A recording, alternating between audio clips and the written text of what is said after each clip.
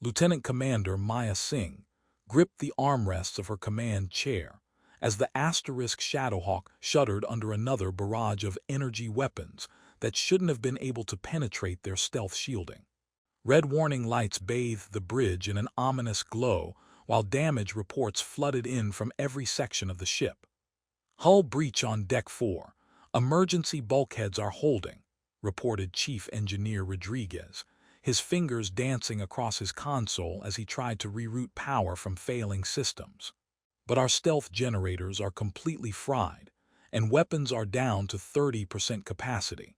Maya watched the tactical display with growing concern, as the alien vessel maneuvered around them with impossible grace. Their attacker was unlike anything in the human fleet databases, sleek, crystalline, and roughly twice the size of the asterisk Shadowhawk asterisk. More concerning was how easily it had detected their stealth approach and neutralized their technological advantages. Communications Officer Park, any luck raising Fleet Command? Maya asked, though she already knew the answer from Park's frustrated expression. Negative, Commander. Whatever they're using to jam our signals is beyond anything we've encountered. It's like they're not just blocking our transmissions, they're erasing them from existence. The ship lurched again as another energy blast struck their port side. Maya felt the familiar weight of command settle on her shoulders, 23 crew members depending on her decisions, and rapidly dwindling options for keeping them alive. Sergeant Torres, what's our tactical assessment? She called to her security chief. Torres looked up from his weapons console with the kind of expression that meant they were in serious trouble. Ma'am, their shields are absorbing everything we throw at them. It's like shooting spitballs at a battleship. On the plus side, they haven't actually tried to destroy us yet, which suggests they want something. Prisoners, Maya concluded grimly. The question is whether they want us for information or for something worse. Maybe they just want to return our security chief's collection of terrible jokes to the galaxy, Park suggested, earning nervous chuckles from the bridge crew despite their situation. Hey, my jokes are a valuable cultural artifact, Torres protested.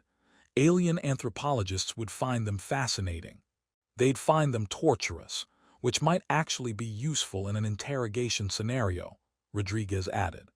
Maya allowed the brief moment of levity to help ease the tension, but her mind was already working through their limited options. Surrender meant potential death or worse for her crew. Fighting meant certain death with their current capabilities. Running wasn't an option with their engines damaged and the alien ship's superior speed. Commander, Park announced suddenly, we're receiving a transmission. Audio only, translated into standard. Put it through. A woman's voice filled the bridge, speaking accented but perfectly clear standard. Human vessel, this is Commander Zara Kethvar of the Kethani ship Void Dancer. You have entered restricted space during wartime operations. Surrender immediately and prepare to be boarded, or we will be forced to disable your ship permanently.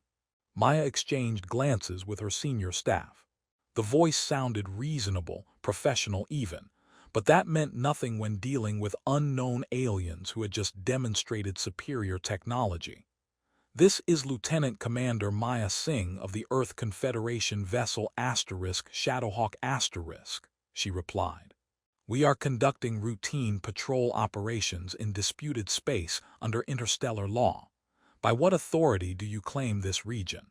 A pause then. By the authority of survival, Commander Singh. Your people are in grave danger, whether you realize it or not. I would prefer to explain this without causing further damage to your ship or harm to your crew. Torres leaned close to Maya's ear. Ma'am, that almost sounds like she's trying to help us. Or she's very good at psychological manipulation, Maya replied quietly. She keyed the comm again. What assurances can you give regarding the safety of my crew? You have my word as a Kethani commander that no harm will come to your people if you surrender peacefully. We are not the enemy you believe us to be. Maya closed her eyes for a moment, running through tactical scenarios in her mind. Every analysis led to the same conclusion. They were outgunned, outmaneuvered and rapidly running out of time and options. "All hands, this is the commander," she announced over the ship's internal comm. "Prepare for boarding procedures. Stand down from combat stations and secure all weapons. We're going to trust that our new friends are as reasonable as they sound." "That's either brilliant leadership or spectacular optimism," Rodriguez muttered. "Sometimes there's not much difference between the two," Maya replied. The boarding process was remarkably civilized for an alien abduction. The Cathani transport sealed against the Shadowhawk's docking port with barely a vibration, and the boarding party that entered moved with military precision, but without obvious aggression. Maya got her first look at their captors as they filed onto the bridge, tall, humanoid figures in form-fitting crystalline armor that seemed to shift color with the light. What struck her most was how similar they appeared to humans, at least in basic body structure and proportions. The main visible difference was their ears, elongated and pointed, almost elfin in appearance, but somehow more sophisticated than fantasy depictions. These ears seemed to move independently, twitching and adjusting as if gathering information beyond simple hearing. The boarding party's leader stepped forward and removed her helmet, revealing features that were undeniably feminine and strikingly beautiful by any species standards. Her skin had a subtle luminescent quality, and her dark hair was pulled back in a practical military style that emphasized those distinctive ears. "Commander Singh," the alien woman said, her voice matching the one from the communications. "I am Zara Kethvar. Thank you for making the wise choice." Maya stepped forward, maintaining military bearing despite the circumstances. "Commander Kethvar, I expect you to honor your agreement regarding my crew's safety." Zara's ears twitched slightly, an expression Maya couldn't interpret yet, and she nodded. "Of course. Your people will be treated as honored guests, not prisoners, though I must ask you to accompany me to my ship for a private discussion." "And if I refuse?" "Then you refuse, and we find another way to address the crisis facing both our peoples." Zara's tone remained calm and reasonable, "but I hope you'll choose to hear what I have to say. The fate of your entire species may depend on it." Tors stepped close. Maya woke in quarters that were decidedly not a prison cell, though she'd spent most of the night expecting someone to burst through the door and drag her to an interrogation chamber. Instead, she'd slept on something that felt like a cloud had been engineered for maximum comfort, and someone had left a breakfast tray outside her door with foods that were recognizably human, or at least close enough that her stomach didn't immediately revolt. Either they're the most considerate captors in galactic history, or this is psychological warfare, she muttered, examining what appeared to be coffee but smelled like cinnamon and starlight. The door chimed softly, and Zara's voice came through the comm. "Commander Singh, may I enter? I have updates about your crew and some information I think you'll find interesting." Maya quickly pulled on her uniform jacket. "Come in." Zara entered carrying a data pad and wearing a less formal version of her crystalline armor that somehow managed to look both practical and elegant. Her pointed ears perked up slightly as she noticed Maya's guarded posture. "Your crew as well," Zara said without preamble. "Chief Rodriguez has been having animated discussions with our engineers about propulsion systems, and Sergeant Tors has been entertaining our junior officers with what he calls tactical humor. Tors is telling jokes to alien soldiers. Apparently, humor is a universal concept, though his delivery needs work. Something about a human, a Rigelian, and a quantum physicist walking into a space bar." Zara's ears twitched in what Maya was learning indicated amusement. Our people didn't understand the punchline, but they appreciated the effort. Despite her situation, Maya found herself smiling. "That sounds like Tors. What about Officer Park? Trying to establish communication with your fleet, though we've had to explain that our jamming fields are for protection, not aggression. The space around us is dangerous." Maya sat down at the small table, and Zara joined her, moving with the fluid grace that seemed natural to her species. You mentioned yesterday that everything we think we know about your people is wrong. I'd like to hear your version of the truth. Zara activated her data pad, and holographic displays filled the air between them, showing star maps, ship movements, and what looked like areas of space simply missing. These are the human colonies that have vanished over the past year, Zara began, highlighting several systems. Your people believe the Kethani are responsible for these disappearances. The evidence is fairly compelling. Kethani ships were detected in every system shortly before the colonies went silent. Because we were evacuating them, Zara said simply. Every human settlement in these regions received advance warning about the void storm.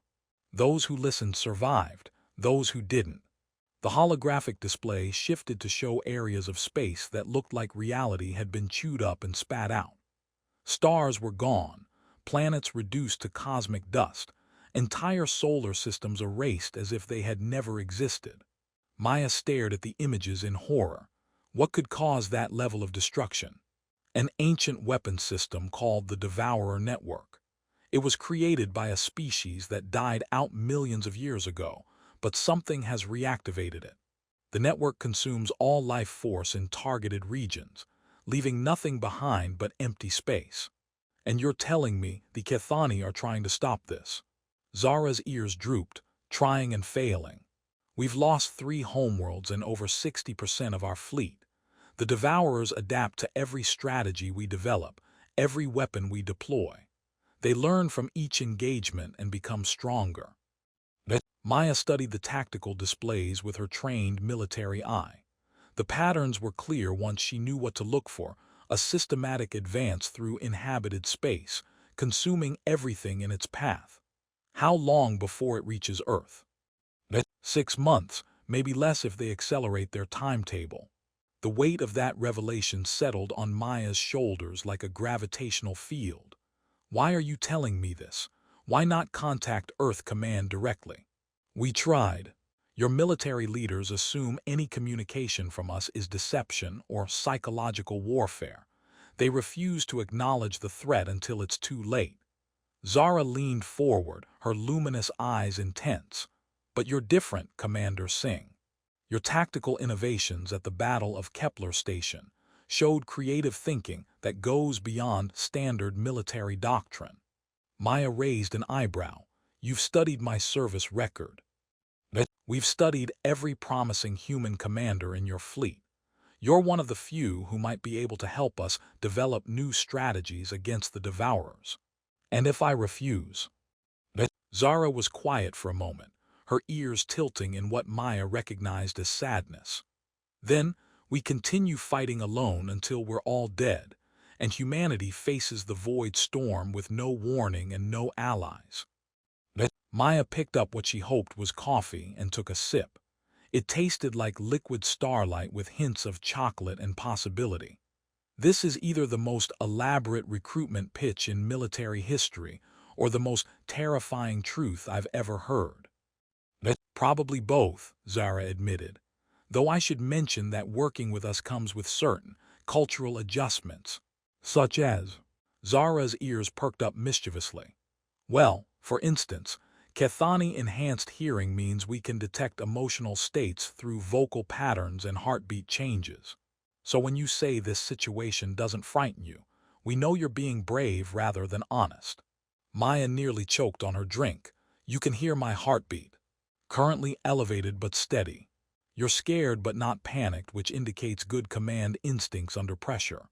Zara tilted her head. Though there's something else: curiosity, interest. Your emotional resonance is quite complex. That's either impressive or deeply invasive. Both, honestly. It takes some getting used to. Maya set down her cup and tried to process everything she'd learned. Assuming I believe you, and I'm not saying I do yet, what exactly are you proposing? Joint operations. Kethani technology combined with human tactical innovation. Your people's adaptability with our understanding of devourer behavior. Zara paused. And perhaps most importantly, a chance for both our species to survive what's coming. You make it sound simple. Simple in concept, incredibly difficult in execution, especially since we'd have to overcome centuries of mutual suspicion and the fact that most humans still think we're the enemy. Maya stood and walked to the viewport, looking out at the strange beauty of space filtered through Kethani technology. Her training told her to be suspicious, to look for deception and hidden motives. Her instincts told her that Zara was telling the truth, at least as she understood it. "There's something else," Zara said quietly. "Something I haven't told you about why I specifically